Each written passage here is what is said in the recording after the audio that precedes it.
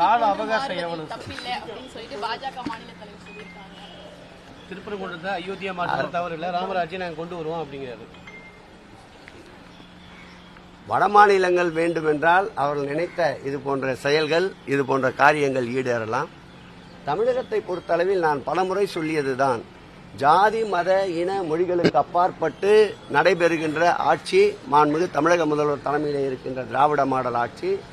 அவருடைய கனவு பகல் கனவாகத்தான் இருக்கும்.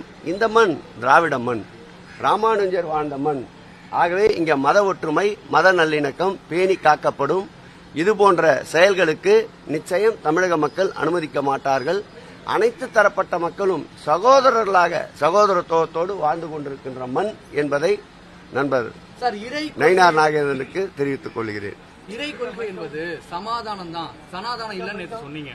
சனாதானத்தை அவ்வளவு சீரியஸா கேட்கலாம். சாதாரணமா சனாதானத்தை எவ்வளவு காலங்கள் ஆனாலும் அழிக்க முடியாதுன்னு நயினார் நாகேந்திரன். நாங்கள் எதையும் அழிக்க வேண்டும் என்று கூறவில்லை. எந்த ஒரு பொருளையும் மையப்படுத்தி மக்களை பிளவுபடுத்தக்கூடாது என்றுதான் கூறுகின்றோம். சமாதானம் என்ற வார்த்தை எவ்வளவு உயர்ந்த வார்த்தை தெரியுமா? சமாதானம் என்பது அனைத்து நிலையிலேயும் மக்களை சமன்படுத்துவது, மக்களுக்குள் பேதங்களை தவிர்ப்பது, உயர்ந்தோர் தாழ்ந்தோர், இட்டார் பெரியோர், இடாதார் இழிகுலத்தோர் என்ற சொற்றொடரை நீக்குகின்றதுதான் சமாதானம். ஆகவே சமாதானத்தை போற்றுகின்ற அரசு இந்த அரசு. சனாதானம் மக்களிடையே பிரிவினை ஏற்படுத்துகின்ற போது அதை எதிர்க்கின்ற அரசு இந்த அரசு. மதுரைக்கு திருப்பரங்குன்ற விவகாரத்துல நாங்க பாஜக நட்பு ரீதியாக தான் ஆதரவு கொடுப்போம், அரசியல் ரீதியாக ஆதரவு கொடுக்கணும் திரு முன்னாள் அமைச்சர் திரு செல்லூர் ராஜு சொல்லியிருக்காரு. அதாவது எப்படிப்பட்ட ஒரு முரண்பாடு பார்.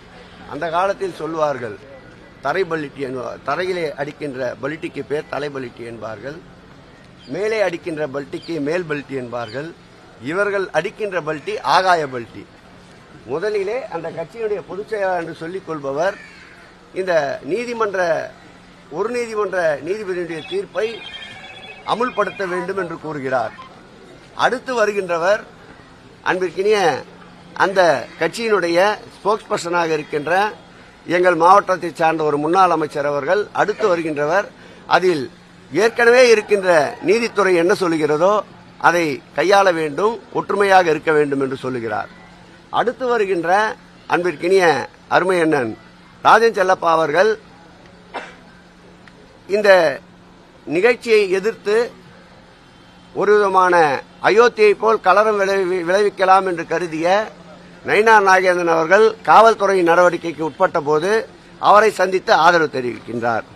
அதே மாவட்டத்தில் இருக்கின்ற முன்னாள் அமைச்சர் அருமையண்ணன் உள்ளதை போல் சொல்லுகின்ற வல்லமை பெற்ற செல்லூர் ராஜு அவர்கள் அது அவருடைய தனிப்பட்ட விஜயம் என்கிறார். அவருடைய நிலைப்பாடு ஒன்று. இப்படி ஆளாளுக்கு ஒரு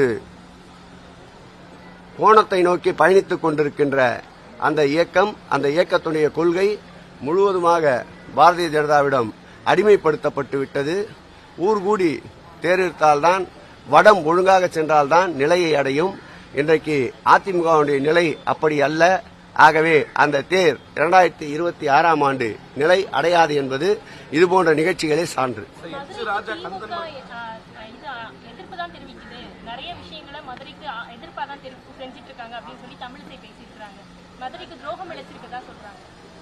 அவங்க போனியா அவ்வளவுமா அவங்க சொல்லியாச்சு. உனக்கு எவ்வளவு திருப்பரங்குன்றத்துல நாங்க அனைத்து மதத்தினரும் ஒற்றுமையா இருக்கும்.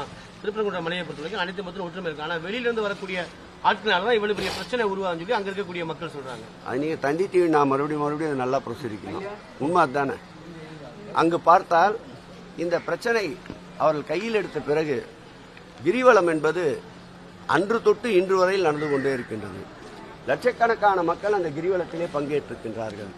இந்த அரசு முழுமையான பாதுகாப்பு பக்தர்களுக்கு வழங்கி கொண்டிருக்கின்றது. அதோடு மட்டுமில்லாமல் கடையெடுப்பு போராட்டம் என்று அறிவித்தார்கள். இயல்பு வாழ்க்கை பாதிக்கப்படக்கூடாது என்பதற்காக மக்களே திரண்டெழுந்து அந்த போராட்டத்திற்கு எதிர்ப்பு தெரிவித்திருக்கிறார்கள். ஆகவே வெகுஜன விரோதி பட்டியலில் இடம்பெற்றுக் கொண்டிருக்கின்ற தமிழகத்திலே இருக்கின்ற பாரதிய ஜனதா இதன் பிறகாவது விழித்துக் கொள்ள வேண்டும். ஒரே ஒரு கேள்வி சார், சமீபத்தில் நிறைய சொல்லிட்டோம்.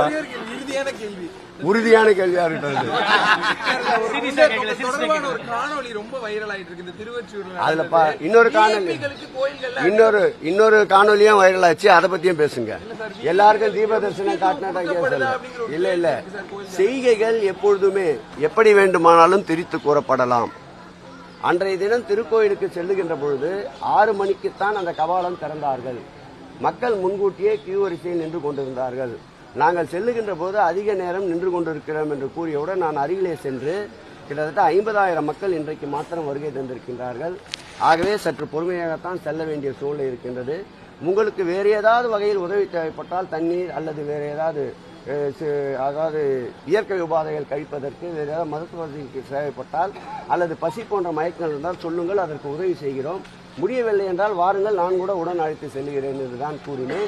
திரித்து கூறுவது அங்கொன்றும் இங்கொன்றும் வெட்டி விட்டு விட்டாக வெட்டினால் என்ன வேண்டுமென்றாலும் செய்யலாம். இன்னைக்கு வளர்ந்துவிட்ட விஞ்ஞான யுகத்திலே திருக்கோயில்களை பொறுத்தளவில் விஐபிகள் தரிசனம் அது இது என்பது அவர்களுடைய பணி நிமித்தத்தை பணியினுடைய அவர்களுடைய தேவைகளை ஏற்ப இந்த சூழல் அமைகின்றது.